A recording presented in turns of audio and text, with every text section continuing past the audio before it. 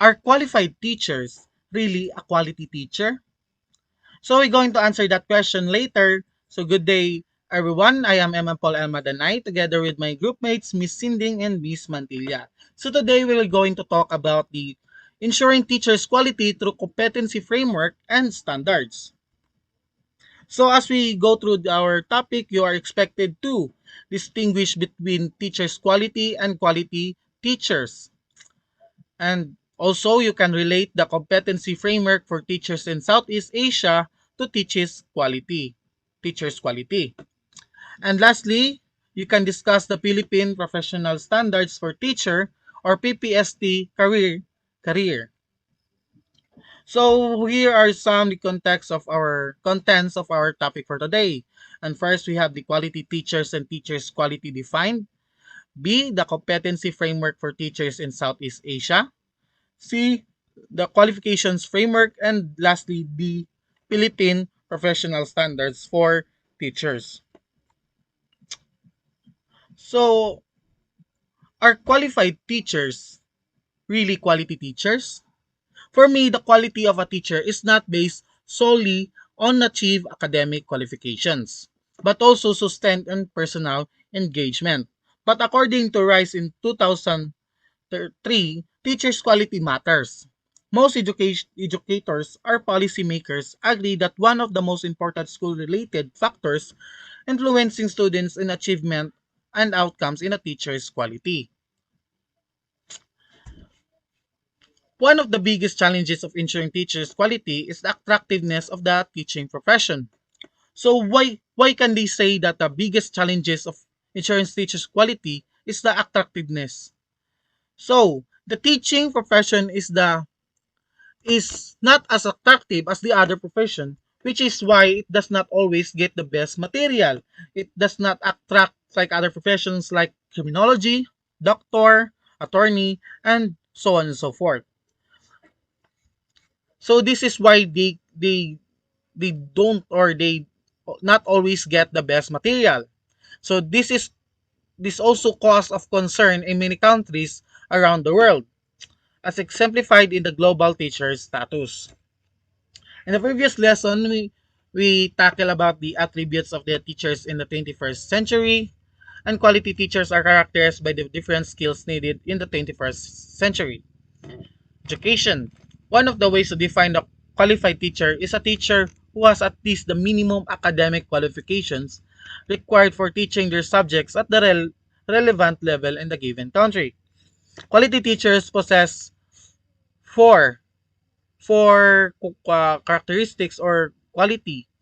These they must possess the global awareness, financial, economic, business, and entrepreneurial literacy, civic literacy, and lastly, healthcare literacy also include our knowledge and values. So we're going to tackle the first content of our topic for today. So this is the quality teachers and the teachers quality defined. The 21st century skills framework are clustered into three. So what are those? These three are: first, we have the learning and innovation skills framework, that which includes the critical thinking skills, problem solving, communication, collaboration, creativity, and innovation. Second, this is the information, media, and technology skills framework, which includes the information literacy, media literacy, and ICT, or information communications technology literacy. And lastly, the life and career skills, which we already tackled in the previous lesson. So, quality teachers are competent teachers. Teachers with global competence are able to demonstrate knowledge, skills, values, and dispositions as described below. So, first, we have the understands one's own cultural identified and the influencing of personal disposition and classroom practices, and know and integrate the global dimensions in the subjects one teaches. Third, we have the engaged students in learning. Fourth, use real-life local and global examples. And fifth, value the inputs of cultural, linguistic, and diversity learners. We have number 6, create an environmental that encourage positive cross-cultural interactions, model social responsibility in local and global contexts, and lastly, help the learners find an appropriate actions to improve their local and global conditions. Having the appropriate competencies for the teaching describe a quality teacher. So, can quality teacher provide teachers quality in our school? Teachers quality is a bit difficult to define. Some countries like the US, it has shifted their definitions of teachers quality from position of credentials or certification to what students know and are able to do with what they were taught by their teachers. This is related to the outcomes-based education. On the other hand, some other countries use the standards for teachers' quality. The OECD has proposed in the discussion the table that course elements. The core elements of the teacher's quality standard includes, we have four, planning and preparation, classroom environment, instruction, and preparation. The planning and preparation including instruction, knowledge of content and pedagogy, knowledge of students, coherent instructional plans, and knowledge on how to assess student learning. So the classroom environment including creation a culture for learning and managing student behavior. Then the instruction, which including the communication effectively using appropriate discussion techniques, engaging students, and providing responsive and feedbacks to learners, and lastly, profession responsibilities including reflecting on a teaching, communicating with families, contributing to the school and community, and to develop professionally. So in summary, the quality teachers are defined by their attributes and characteristics, while teachers' quality is defined by their standards set for the profession and are validated by the students' learning outcomes. A Competency Framework for Teachers in Southeast Asia, CFT-SEA, in collaboration with Thailand Teachers Education Council, CMO Secretariat, and the CMU Regional Center for Educational Innovation and Technology, which is ENUTEC, initiated the Competency Framework for Teachers in Southeast Asia, which was developed in 2017. The purpose was to revitalize teachers' education and promote learning as a profession of the first choice by professionalizing teachers, pre-service and in-service development using this regional competency framework as a guidance. So, this competency framework for teachers in Southeast Asia is to supply the needs of teachers and also to improve the performance of the teachers. And this Southeast Asia teachers competency is to guide and to improve the performance of all the teachers. So we have four essential competency. Knowing and understanding what to teach. So it is the ability of teachers to depend and broaden their knowledge on what to teach, understand education, trends, policies, and curricula, and be updated on local, national, regional, and global development. So this knowing and understanding what to teach is it is ability of the teachers nga need nila expand ilahang knowledge on what they teach. And like example anang ang teacher is gina-prepare nila ilang topic sa student before nila itudlo sa mga estudyante nga ginaalam nila o ginasabot sa teachers ang ilang itudlo before nila i-discuss sa mga estudyante or students or in the class. So, and the second one is helping student to learn. It is the ability to know student use the most effective teaching and learning strategies and assess and give feedback on student on how to learn. And this helping student to learn, it is a ang kailangan na to alam mo ng ability sa student, like ug asa sila fit sa strategies of teaching, ug asa sila mas makasabot ug dali ug diri na to nakita ilahang feedback or ug unsay improvement because of the strategies of teaching. So the third one is engaging the community. So this engaging the community, it is the ability to partner with parents and caregivers, involve the community to help students learn and encourage respect and the diversity. And engaging the community is to help students learn and encourage and respect and diversity, all that can involve in the community, because we deserve the all respect of people or the both of us.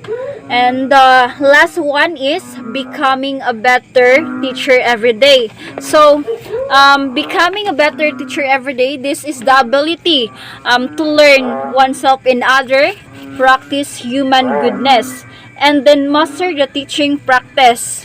So and the example of this is never stop learning, manage your time well, and try something new and improving performance. So as a teacher is every day is naa kay ma-learn, especially og naay mga like example naay isa ka word nga unique para sa imo, no? So imo hang i-search sa Google, then that is a new learning or new something of para sa imuha, and kani siya is pwede na pud nimo matudlo sa imong student anytime nga ma-adapt nimo ug ma-adapt pa jud nila. So that is the for essential.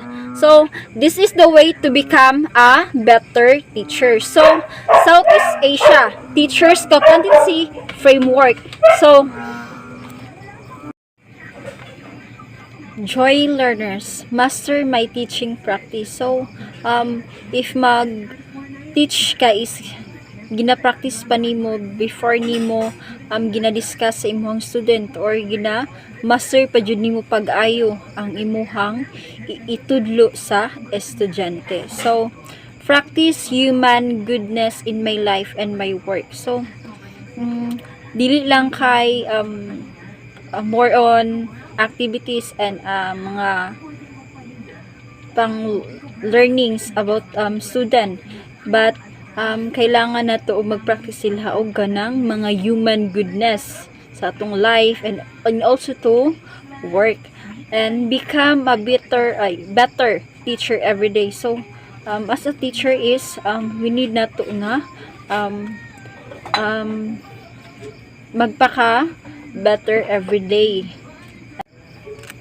become a better teacher every day. So as a teacher is we need to always nga maayo or better na to improve our performance as a teacher, and especially in teachings kailangan to gina-improve, and we need to try something. So and know myself in others. So kailangan nimo mahibalo sa imong self ug unsa ka ug in also sa imong student ka, kailangan po nimo makabalo ug unsa ang student nga dili nila gusto or gusto nila.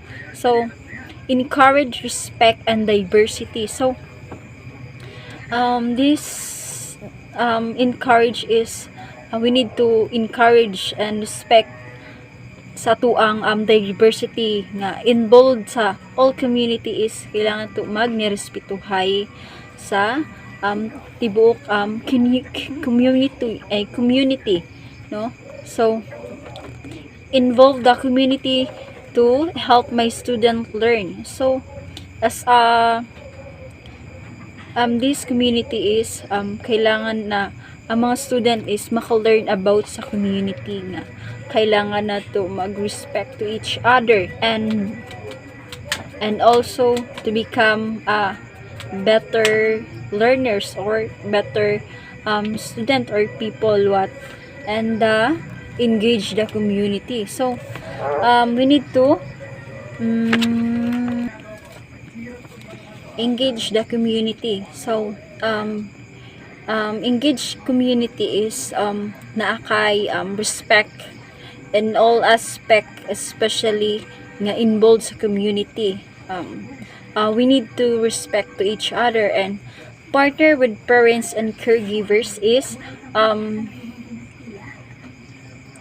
it is as a partner is we need to take care to each other nga mag take and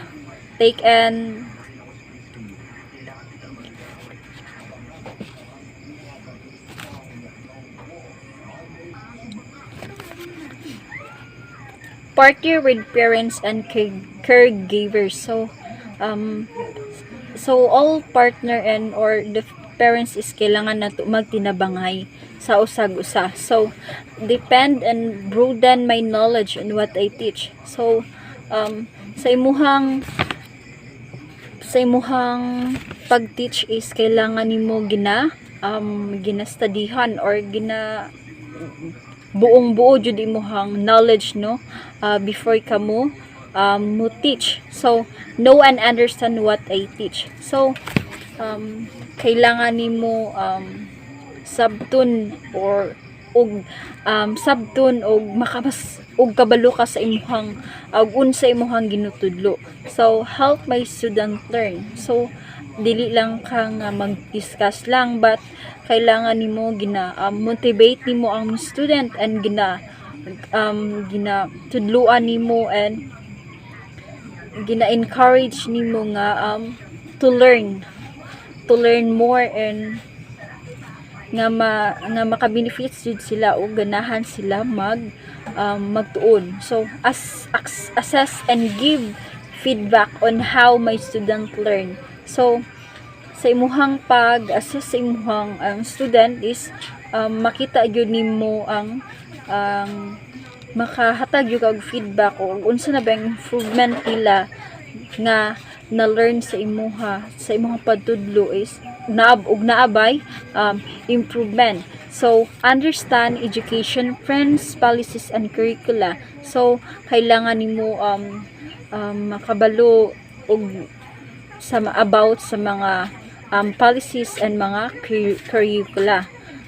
We need nga imong tong sabto ang mga education na mga policies and keep myself updated on local, national, regional.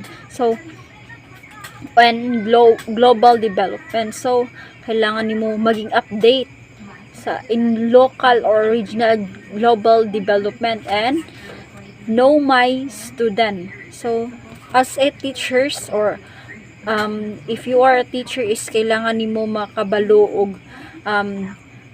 og unsa ang imuhang student ug unsa siyang ang kasing attitude or ug asa siya mas hawd sa in terms of learning or sa imuhang mga na-discuss na mga subject ug unsa siya ug asa siya hawd. And the last one is use the most effective teaching and learning strategies. So kailangan kay nato ang mga strategies nga mag-teach ta, mga teaching strategies kung ang mga estudyante mo asa sila ug asa sila mas makadali og tuon sa imuhang pag-teach is hinapangita nimo ang ilahang nga asa sila makatuon og dali sa imuhang pag-teach. So dara sila mas fit. So kailangan nimo siya kailangan nimo kana na strategy imuhang gamiton. So mo na siya. So C, the Philippine Qualification Framework. The Philippine Qualification Framework was established in 2012 through Executive Order Number 83, while its governance is stipulated in the Ladderized Education Act of 2014. The passage of the Philippine Qualification Framework Act in January 2018 provided the legal support for its full implementation.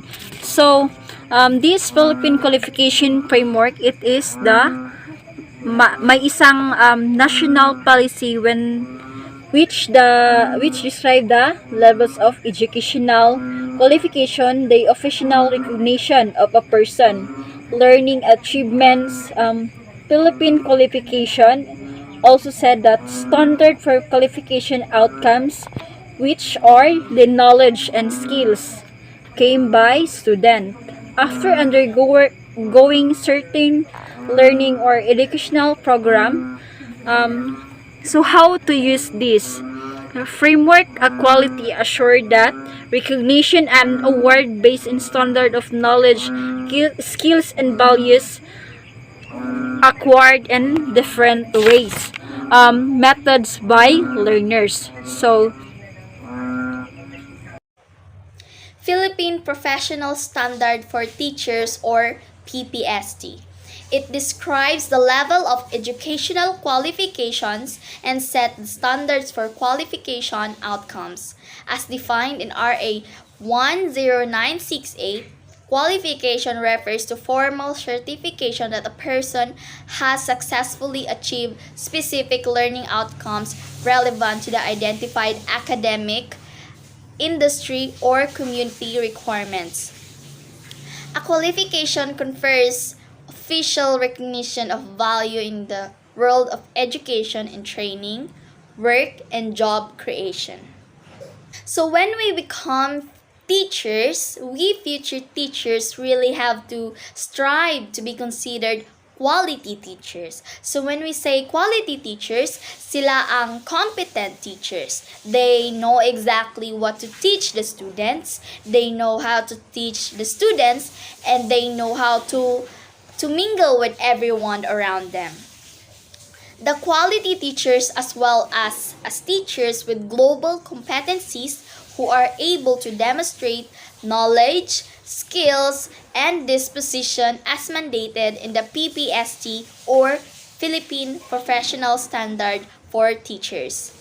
This PPST has 7 domains, and these are domains that teacher, and for us future teachers, should be aware of and should practice para makonsider ta not only as efficient teacher but also a quality teacher. So as what I've said earlier, the PPST has 7 domains. So the first domain is content, knowledge, and pedagogy. This content, knowledge, and pedagogy would mandate all the teachers to have mastery of the content and knowledge. You cannot share anything to your student if you do not master what you have to teach them.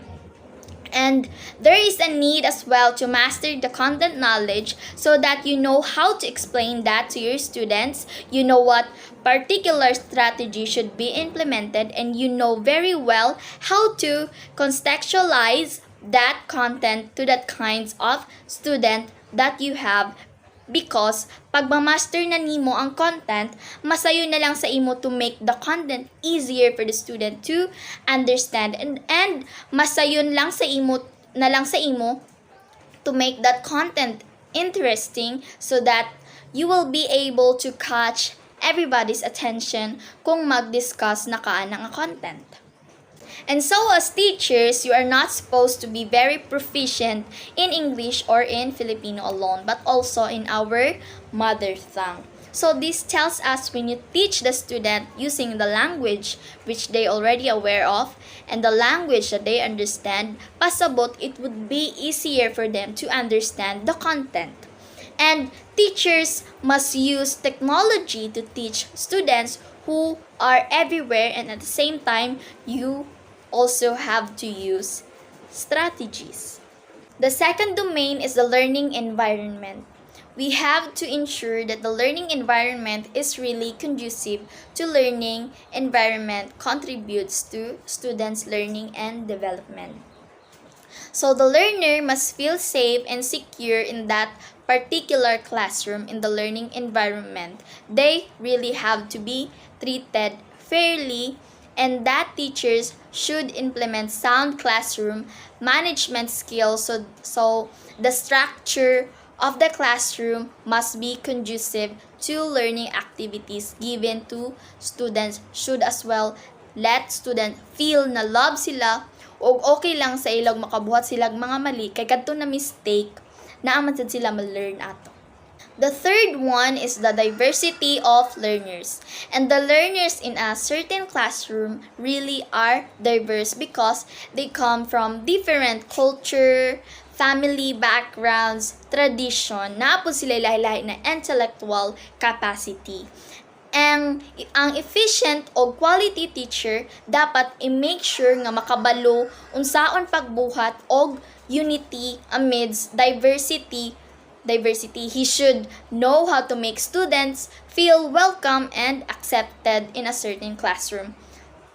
So we, future teachers, we have to make sure that we would be basing our teaching approaches and techniques on the diversity of our learners.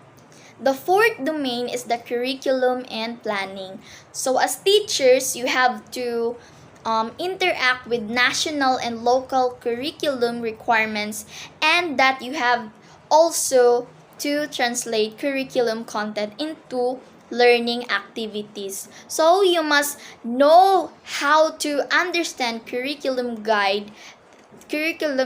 teacher's guide, the teacher's manual, and then you also have to know how to come up with a lesson plan. You also have to identify learning outcomes that are aligned with the learning competency. The fifth domain is assessment and reporting. This applies variety tools in monitoring, evaluating, and documenting learners' needs, progress, and achievement. Monitoring you as assessment tools to monitor students' learning, to monitor students' understanding. You also make use of assessment tools to evaluate whether nasabtan ba ang content or wala na imong gihatag sa ilaha, whether they have grasp of what you have given them. And at the same time, assessment and reporting would help you document the needs of the learners as well as the progress and that they have in your own subject area. The sixth domain is community linkages and professional engagement.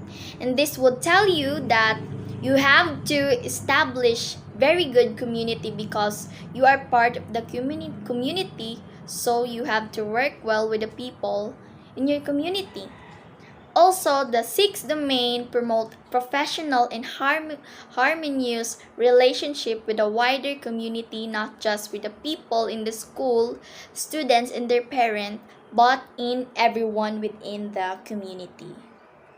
Last but not the least is the domain 7. The seventh domain is the personal growth and professional development. In this one tells us that you have to maintain qualities that uphold the dignity of teaching and that you have to exhibit high personal regard for the teaching profession. Meaning, dapat proud ka nga teacher ka. Dapat proud ka nga part ka sa student success, and you have to be proud that you are in the teaching profession para respetuon ka o gi-honored ka sa mga tao nga nakapalibot sa imuha. You also have to make sure that dignified, you talk well, you dress well, you act well, and that you do not do immoral things, and dapat model ka sa values of morals. Dapat ipakita gyud nimo sa imong student nga worth it ka respetuhon as a teacher. So those are the 7 domains of PPST or Philippine Professional Standards for Teachers.